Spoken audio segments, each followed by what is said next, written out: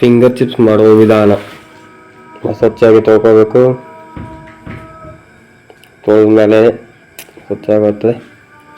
ಆಮೇಲೆ ಅದಕ್ಕೆ ತಕ್ಕಂಗೆ ಕಾರ್ನ್ಫ್ಲವರ್ ಹಿಟ್ಟು ಹಾಕಬೇಕು. 1 ಸ್ಪೂನ್ 2 ಸ್ಪೂನ್ 3 ಸ್ಪೂನ್ ಅಂದರೆ 3 ಸ್ಪೂನ್ ಹಾಕಬೇಕು. ಆಮೇಲೆ ಅದ್ರ ತಕ್ಕಂಗೆ ಖಾರ ಹಾಕಬೇಕು. ಖಾರ ಹಾಕಿದ್ಮೇಲೆ ಸ್ವಲ್ಪ ಅದ್ರ ತಕ್ಕಂಗೆ ಉಪ್ಪು, ಸಕ್ಕರೆ ಹಾಕಿ ಉಪ್ಪು, ಓಕೆ ಗೊತ್ತಿರ್ಬೇಕು ಉಪ್ಪು ನಿಮಗೂ. ಅದು ಸಾಲ್ಟ್ ಹಾಕ್ಬೇಕು. ಹಾಕಿದ್ಮೇಲೆ ಸ್ವಲ್ಪ ನೀರು ಹಾಕ್ರಿ. ನೀರು ಹಾಕಿದ್ಮೇಲೆ ಅಲ್ಗಡಿಸ್ಬೇಕು. ಅಲ್ಗಡಿಸಿದ್ಮೇಲೆ ಇನ್ನೂ ಸ್ವಲ್ಪ ಜೋರಾಗಿ ಅಲ್ಗಡಿಸ್ಬೇಕು. ಅದು ಹಿಟ್ಟೆಲ್ಲ ಹಚ್ಬೇಕಲ್ಲ ಆಲೂಗಡ್ಡೆಗೆ ಎಲ್ಲದಕ್ಕೂ.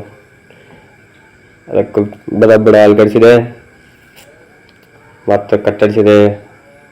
ಒಂದು ಬಾಳಿಗೆಯಲ್ಲಿ ಒಂದು ಎಣ್ಣೆ ಹಾಕಿದೆ.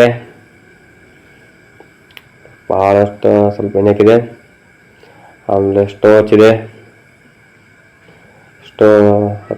ಹಚ್ಚಿದೆ.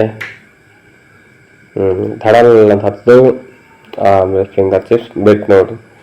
ದಗ ಕುಣಿ ಹತ್ತಿದೆ. ಹಂಗಾಗತ್ತೆ. ಲಾಸ್ಟಿಗೆ ಫೈನಲ್ ಹಿಂಗೆ ಬಂತು.